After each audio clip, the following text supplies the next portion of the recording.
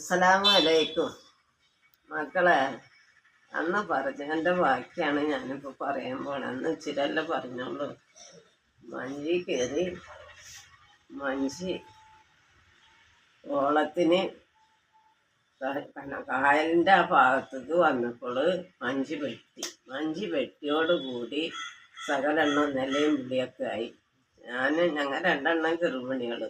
പിന്നെ പെറ്റിട്ട് 2 ദിവസം 3 ദിവസമൊക്കെ ആയത്, 10 ദിവസമൊക്കെ ആയതൊക്കെയാണ്. അപ്പം ഇങ്ങനെ പോണ് ഈ കായലിലേക്ക്. പിന്നെ പത്തായപ്പെട്ടിയും നെല്ലും വെട്ടിയും അതൊക്കെ ഒഴുകി പോണ്. കാള, പോത്ത്, പശു, ഇതൊക്കെ ആനയൊക്കെ പോണ്. ആളിൽ പേടിച്ച് ഞങ്ങൾക്കെല്ലാം ഞാൻ പറഞ്ഞ ഒരു 10-35 ആൾക്കാരുണ്ടാവും മഞ്ചേരി. അങ്ങനെ ആരാണ്ട് എവിടെ നിന്നിട്ട് കമ്പ വലിച്ചെറിഞ്ഞ് മഞ്ചീമിലേക്ക്. അമരത്ത് എൻ്റെ കെട്ടിയോനാണ്. മഞ്ചിയിലേക്ക് കമ്പ വലിച്ചെറിഞ്ഞിട്ട് ആ കമ്പ പുറത്ത് നിൽക്കുന്നവര് ഇവിടുന്നും വലിച്ചിട്ട് മനുഷ്യനെ ഒരു കണക്കിന് വെട്ടിന്ന് തള്ളി മാറ്റി കരക്കല് വന്ന് ഒക്കെ കയറ്റിയൊക്കെ ഓരോരുത്തരൊക്കെ എല്ലാവരും ഇറങ്ങി. അപ്പൊ ഈ മൊല്ലാക്ക പറഞ്ഞ് എല്ലാവരും 2 ഭാഗമായിട്ട് നിൽക്ക്, അപ്പുറം ഇപ്പുറം റോഡ് സൈഡ് ഇങ്ങനെ റോഡ് പോലെ ഇങ്ങനെ നിൽക്കുന്നു പറഞ്ഞു. 2 ഭാഗത്ത് എല്ലാവരും നിന്ന് കഴിഞ്ഞപ്പോൾ മൊല്ലാക്ക പറഞ്ഞൊരു ഒറ്റ ആള് അനങ്ങരുതട്ടാ, ആരും അനങ്ങരുത്. അനങ്ങിയാൽ സംഗതി കുഴപ്പമാണ്, ആരും അനങ്ങരുത്, അവിടെ അനങ്ങാണ്ട് നിന്ന്. അങ്ങനെ പറഞ്ഞൊക്കെ നിൽക്കണം. അപ്പോൾ വിറച്ച് പിടിച്ചിട്ടൊക്കെയാണ് നിൽക്കണത്. എന്താണ് നനഞ്ഞ് ചീഞ്ഞിട്ടൊക്കെ ഒന്നും മാറ്റാനൊന്നുമില്ല. എടുത്ത പാടല്ല വന്നത്. മാറ്റണത് കൊടുക്കണതൊക്കെ പോയി, എല്ലാം പോയി. പെരയും പോയി, വീടും പോയി. ഒക്കെ ഈ മണ്ണിൻ്റെ ചുമരാണ് ഉള്ളതൊക്കെ എല്ലാം പരുഷ ഭൂമിയായി, മറുഭൂമിയായിട്ട് ഇങ്ങനെ കിടക്കുക.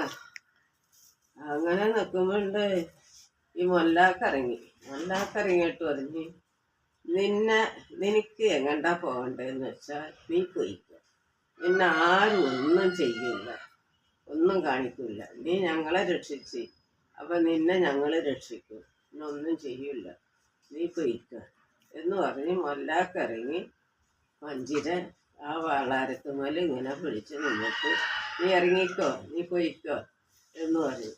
അങ്ങനെ നോക്കുമ്പോ അപ്പൊ ഞങ്ങൾക്കാർക്കും ഒന്നും അറിഞ്ഞൂടെ.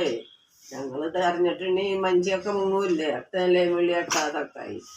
അതിനാണ് അങ്ങനെ വന്ന് അതിമൊന്നും ഇങ്ങോട്ട് ഇളകി വന്നിട്ട് ഇതിൻ്റെ തല കൊണ്ടുവന്ന് ഈ മഞ്ചിരെ പടിയുമ്പോൾ അമരത്ത് ഇങ്ങനെ വെച്ച്.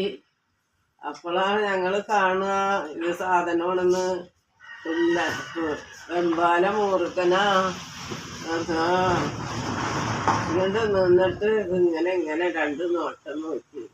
അങ്ങോട്ട് ഇടവും വല്ലതും ഇങ്ങനെ നോക്കിയപ്പോൾ മൊല്ലാക്ക പറഞ്ഞ ആരും ഒന്നും ചെയ്യൂല, നീ പൊയ്ക്കോന്ന് പറഞ്ഞു. അങ്ങനെ അവിടുന്ന് ഒരു ചാട്ടം കണ്ട് ചാടിയിട്ടുണ്ടല്ല, റോഡിൻ്റെ അപ്പുറത്ത് ഇങ്ങനെ ഉണ്ട് വല്ലാത്തൊരു സാധനം. വെമ്പാല മൂർക്കന് എണ്ണം കിട്ടുക, കത്തിനെ കൊല്ലൂല്ലേ. അങ്ങനെ വന്ന് അങ്ങോട്ട് പോയി. പേടിച്ച് സകലെണ്ണം പേടിച്ച് നൊലോളിച്ച് അട്ടാതിച്ച്. ആരും പേടിക്കണ്ട, ഞങ്ങൾ രക്ഷപ്പെട്ടു. അപ്പൊ എല്ലാവർക്കും ഒരു അതിശയായി. അപ്പൊ മൊല്ലാക്കതിന്റെ മുകളിലായിരുന്ന അമരത്ത് ഇങ്ങനെ ഇരുന്ന് അടിയിൽ ചെറിയ കോണി പടി ഇട്ടിട്ടുണ്ടല്ലോ, അതിമേല് മൊല്ലാക്ക ഇരുന്ന് അതിൻ്റെ താഴത്താണ്. അങ്ങനെ പോയി. ഇന്ന് മക്കളെ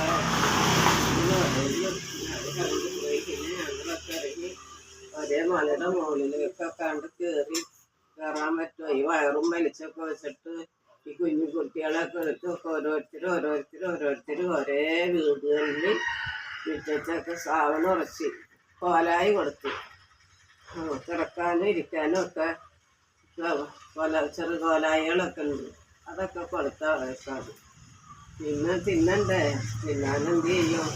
അപ്പം അങ്ങനെ പറഞ്ഞ് പിന്നെ സിമിത്തേരിയുടെ അവിടെ ക്രിസ്ത്യാനികൾ മാപ്പിളാര് കൊള്ളി കൊടുക്കണുണ്ട്, അരിയും കൊടുക്കണുണ്ട് പോയി മേടിക്കാന്ന്.